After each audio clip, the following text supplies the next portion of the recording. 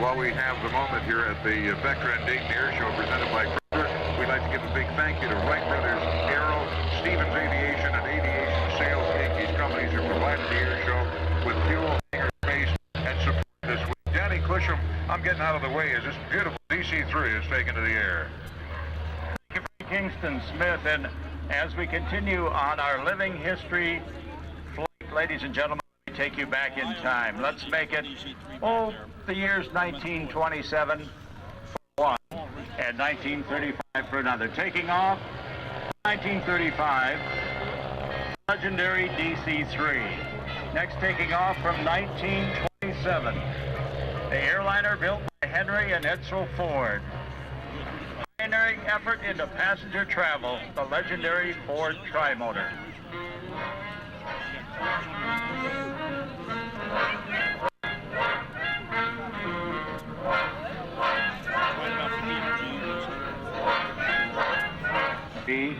Of aircraft, that's the one coming in and banking to the right.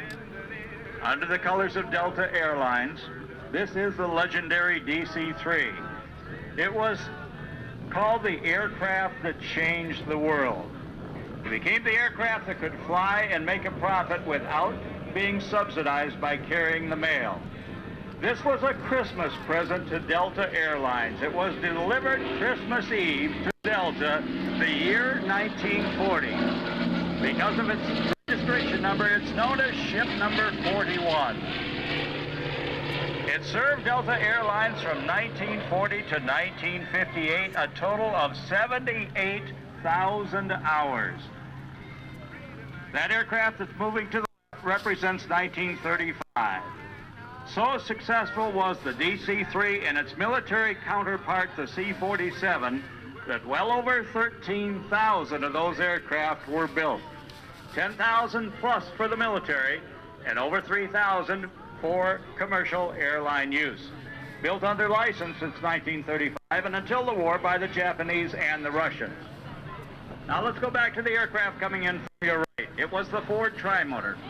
The automotive community of Detroit believed in aviation, and they formed a steering committee to steer aviation on the right course, and they put their money where their mouth was. Flying was the passion of Edsel Ford, Henry I's son. The production run of the Ford Trimotors was between 1926 and 1933, when some 199 were built. Passenger airliners were being developed and quantum leaping in technology at such a rate, the Ford Trimotor, introducing passenger flight, soon became relegated to a secondary role. Aircraft like the Boeing 247 airliner, faster, sleeker, and with more refinements would soon overtake the Ford. But even the Boeing was overtaken by this Douglas DC-3.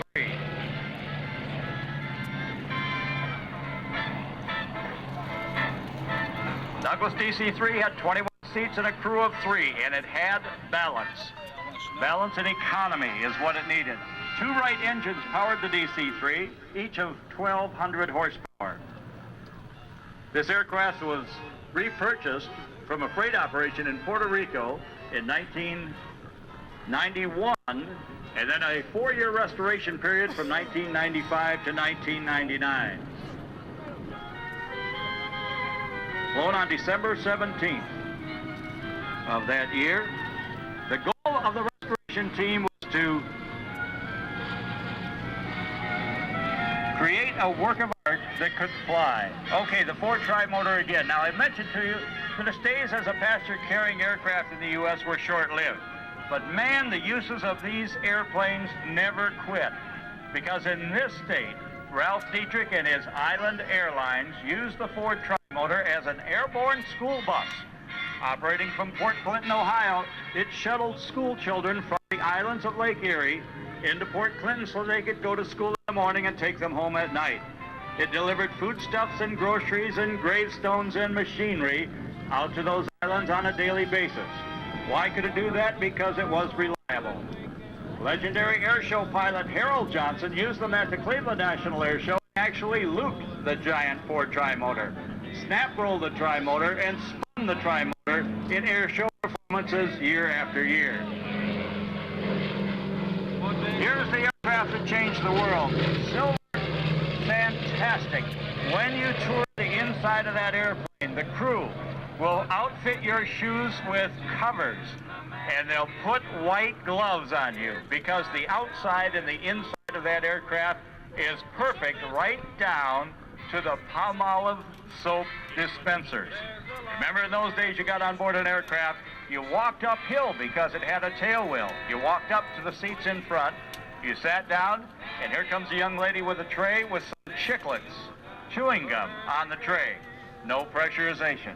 The Ford motor tri-motor coming in from your right is brought to us by the Experimental Aircraft Association of Oshkosh, Wisconsin. It is one of the aircraft offering rides for sale behind us all day long. Part of that 170,000 member organization, one of 6 remaining Ford tri-motors actually flying.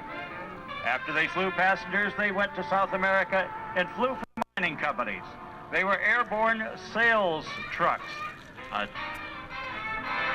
One company that built typewriters actually parachuted well over 200 typewriters down to customers as proof of toughness of the typewriter that they built. And for you youngsters, I know what you're saying. What's a typewriter? I'll explain that to you later. It's not important anymore. Ford tri-motor, part of our history, taking you back to 1927. The Ford's still very much in demand as a passenger hopping aircraft by organizations around the country. I've had the pleasure of flying a lot of Ford tri-motors. I am not a Ford pilot. They are special and unique, but I have flown the Ford. It is a handful. There are no autopilots, and you are working the yoke and the rudders all the time. In fact, a Ford crew will quite often change off pilots who are actually flying the airplane every 20 minutes to reduce fatigue. If you've got anybody in back, bring them forward, give them a chance. Cross country, it's a handful. But Henry Ford believed in aviation. He proved it with a Ford tri-motor. And then the Depression hit in 1931. They went back to their core business of building automobiles. He would be called upon again during the war to build bombers for the Allies.